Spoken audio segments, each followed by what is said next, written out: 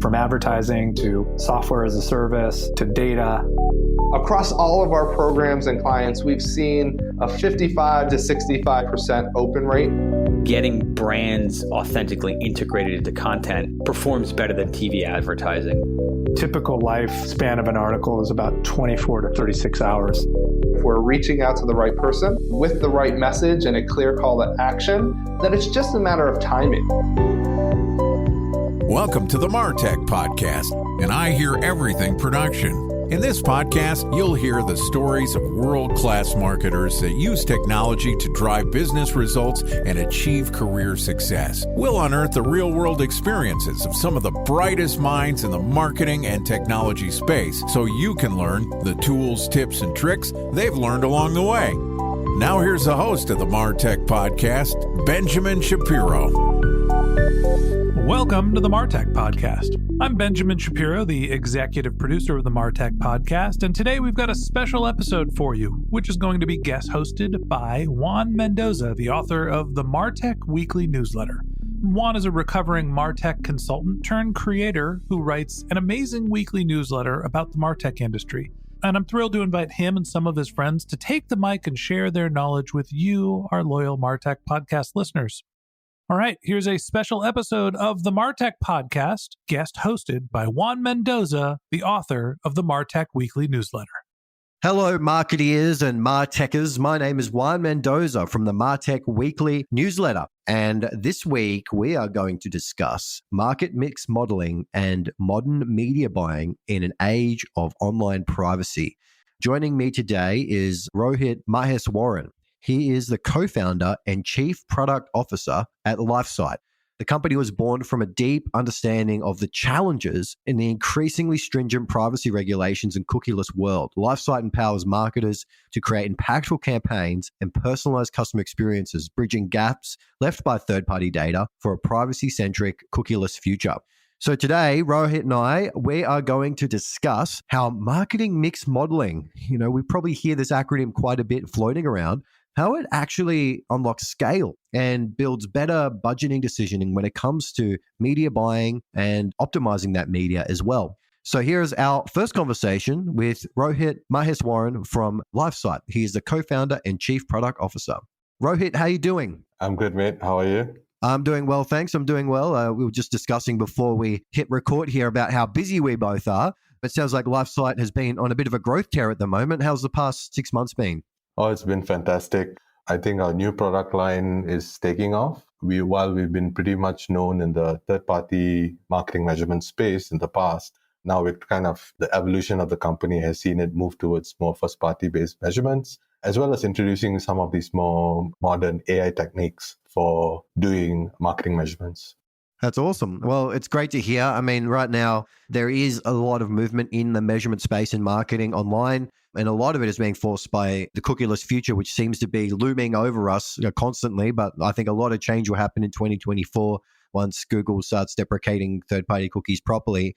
But can you give us a bit of a definition? So what is marketing mix modeling? How do you understand it? And how do you see marketers using it to achieve that better scale in their marketing efforts? Yeah, so marketing mix modeling has been around for years, right? For decades, actually, since the 60s, ever since people were deciding where to spend their advertising dollar. So ever since then, it was used obviously by some of the larger companies who could afford statisticians and data scientists and all of that. But the advent of tracking-based measurements completely killed it in the late 2010s, perhaps, I would say, when true tracking, individual level tracking took off, the golden era of essentially attribution. That's when marketing mix modeling, I think, lost its popularity because all marketers could see the immediate result from a click-based or view-based attribution tool.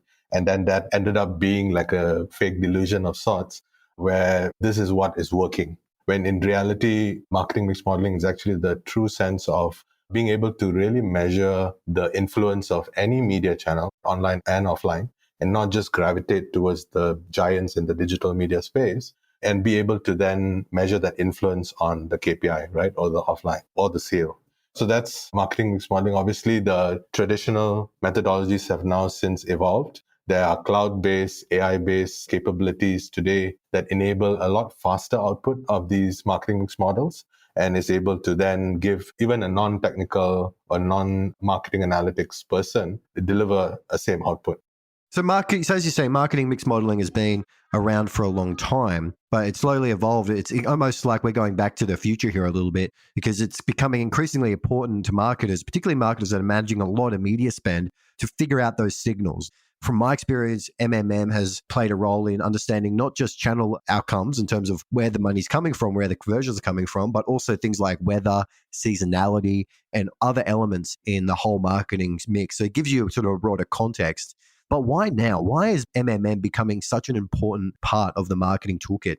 Yeah, in essence, this is driven from the fact that ever since GDPR and technology changes such as iOS 14 and all the latest browser-based limitations, right? Safari and Chrome that is coming up soon as well, has started limited the ability to do the one-to-one matching, and in essence has diminished the signal quality and also complete signal loss in many cases.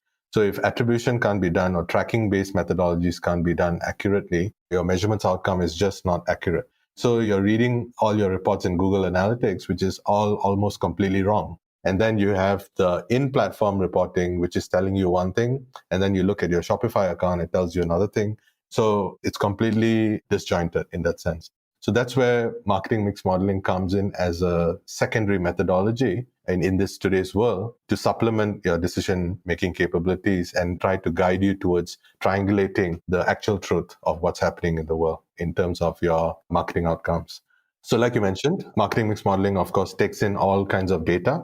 Essentially, you can feed it your spend data, you can feed it your conversions data, and then all other factors as well, right? Like you mentioned, whether your competitors have done some promotions, events that are happening, sports events or holiday sales events like BFCM and all of that. It takes into all of that into account, as well as some organic data, right? Your newsletters, your video views on TikTok, whatever it might be, and puts it all into the model and is able to then churn that out, take that all into account and allocate your budgets in the most optimized fashion.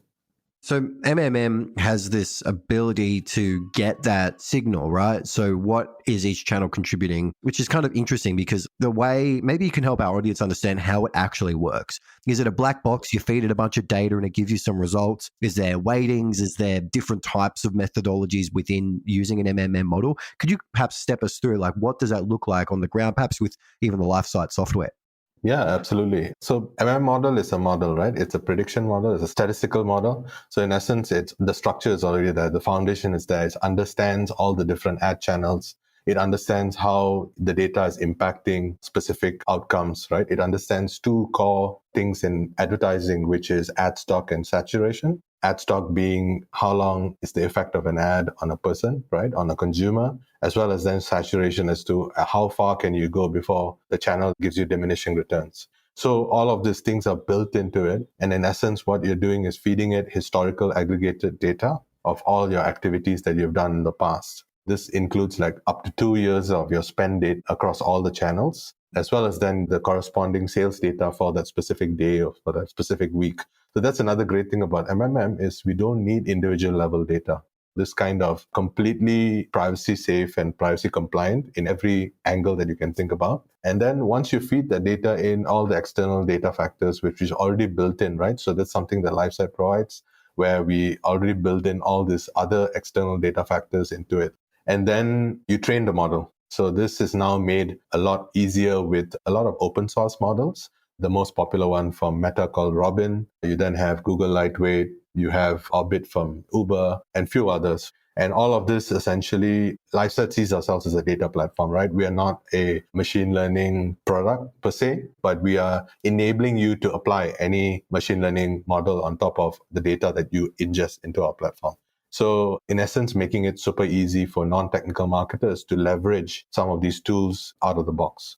Once you feed that in, you pick your model and then generate it. Obviously, there are a lot of nuances. An experienced modeler or statistician or data scientist or marketing analytics person would know all the nuances. They know how to adjust the model. So you can actually calibrate that model. You can change something called your hyperparameters. You can say, no, actually, I know that Instagram gives me a longer ad stock or something like that.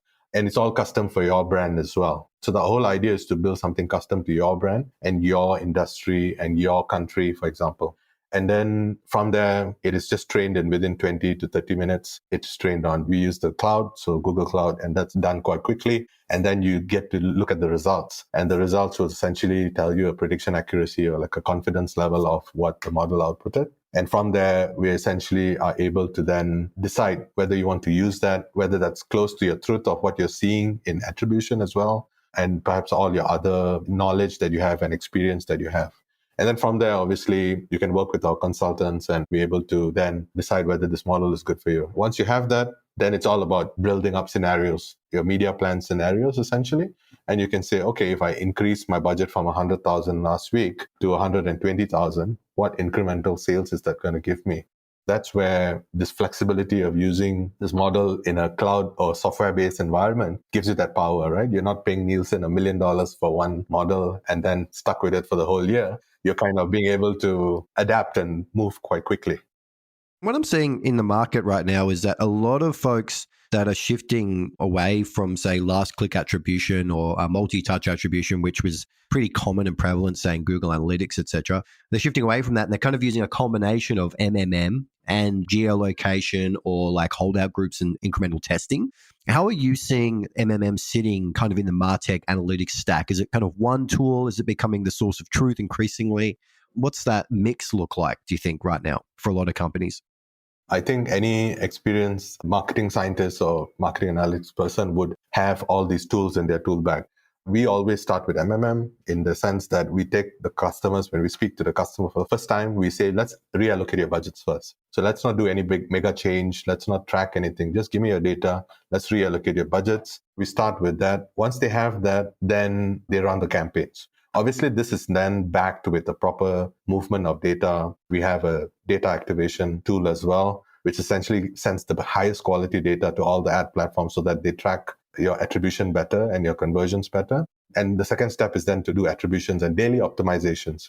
You need attribution for that. You need to be able to know which campaigns to switch off. You need to be able to see which ones to double down on. So that's where attribution comes into play, which is daily optimization tool. And then finally, you need to prove all of that. Now I've done all this advertising. I want to now prove and validate that all of those with the gold standard, which is experiments. That's when you can either do an audience split test or a geo test and do a holdout group and see what exactly did those campaigns bring in terms of incrementality to you. So then it goes back into a feedback loop of then measuring, recalibrating your MMM model with the lift data that you get from the experiments, because that's closer to the ground truth of what's actually happening. So yeah, then that goes into the feedback loop, and then you're back again reallocating your budgets that is closer to the ground truth, and then coming back to attribution and then going back to experiments again. So that's how we see the mix. That does seem to be the quote unquote best practice as we emerge out of new methodologies. Well, going back to the future almost of finding the old methodologies and making them new again in this sort of new world of online privacy. It does seem to split between, say, forecasting and a sort of a sense of the holistic sense of your performance in terms of media, and then the specific testing you do to figure out what's that attribution doing. So there's sort of a broad and then a narrowing in. I think MMM is the broad picture, and then the narrowing is that geo, holdout, those different types of incremental testing. So it's kind of interesting how those work together, but they're not the same methodology. They're extremely different in the analysis and even the data they use as well. But I wanted to ask you, I mean, you've seen this industry for a while. You've been building LifeSite for quite a time. What have been some of the challenges around using marketing mix modeling? Like, what have been some of the things where, marketers really struggle to get this right, or you kind of see an anti-pattern come up time and time again? Yeah, I think the biggest thing is convincing the modern marketer, right? When I say modern marketer, the marketers that's only been using attribution all their lives, and they're not part of like a large enterprise who has all of those marketing scientists and all of that, right? So the biggest challenge is educating them about the values of using it in combination, and also convincing them that this probabilistic model of sorts is the way to go, right? Because everyone is so familiar with that certainty of deterministic tracking-based methodology, one-to-one match, right? I clicked it and I saw the sale, therefore it is real. That mindset needs to kind of change. So that has been a big challenge. Another challenge is also getting access to the data, right? Not many people have historical data arranged in a nice way and be able to access it. So we spend a lot of time on data prep before running the MMM model. And of course, then you have bad data. And that's when you need a consultant to step in, an expert who knows how to arrange the data or tweak the model in order to be able to output a usable model. So that's where we see some challenges. But the market is changing. As you probably know, it's being flooded now with MMM tools. So yeah, we're happy to see that education is happening in a large scale and that marketers are open to testing out the tool beyond just relying on GA4 and in-platform reporting. Okay, so I'm going to flip this a little bit and I'm going to ask you, okay, you've got a new customer, they're getting onboarded with MMM for the first time. Let's give them a name. Okay, the name is, I don't know, Joey. Joey's come to you, he's worked at XYZ enterprise company and they want to do mixed media modeling. They want to get off GA4 and last click attribution. Okay, great. You go into their business and go, okay, we need this data. What would be the ideal data setup to effectively run MMM modeling? What would you say to Joey? What do you need?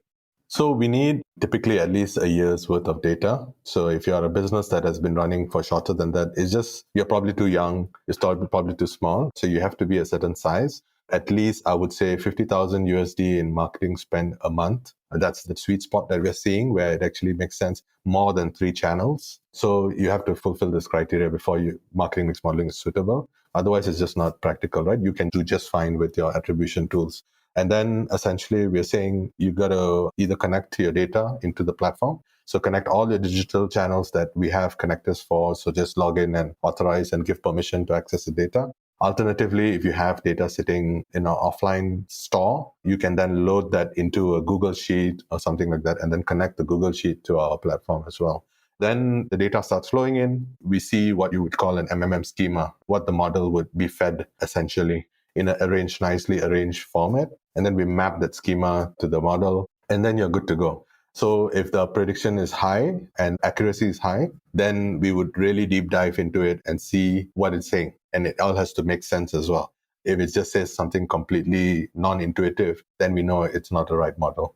So yeah, it can spit out quite a lot of models actually, and you can pick the right one for you in essence. So that's how you would get started. And then it would output what you call essentially a budget worksheet. So it would say exactly how much to spend on each channel for the following week or following month.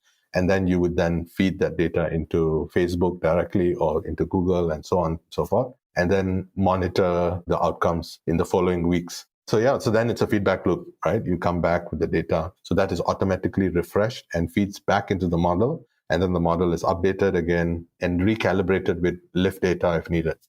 Well, that is fascinating. We'll end it on that note. Rohit's ideal setup for an MMM model and implementing that for scale and to get more insight into where you should be putting your marketing budgets.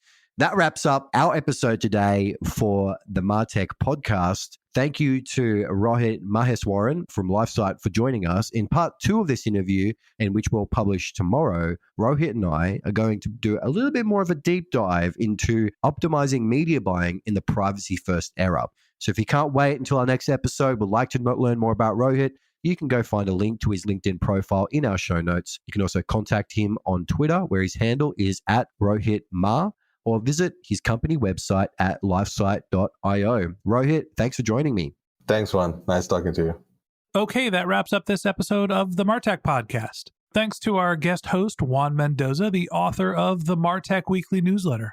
If you'd like to get in touch with Juan, you can find a link to his LinkedIn profile in our show notes, or you can contact him on Twitter. His handle is Juan Mendoza, but it's spelled crazy pants. It's JU4NMEND0Z4. Or it's a little easier to just visit his company's website, which is themartechweekly.com. Just one more link in our show notes I'd like to tell you about. If you didn't have a chance to take notes while you were listening to this podcast, head over to martechpod.com, where we have summaries of all of our episodes and contact information for our guests. You can also subscribe to our weekly newsletters, and you can even send us your topic suggestions or your marketing questions, which we'll answer live on our show. Of course, you can always reach out on social media. Our handle is MarTechPod, MarTechPod, on LinkedIn, Twitter, Instagram, and Facebook. Or you can contact me directly. My handle is Ben J. Shap, BenJShap. And if you haven't subscribed yet and you want a daily stream of marketing and technology knowledge in your podcast feed, We're going to publish an episode every day this year, so hit the subscribe button in your podcast app, and we'll be back in your feed tomorrow morning. All right, that's it for today, but until next time, my advice is to just focus on keeping your customers happy.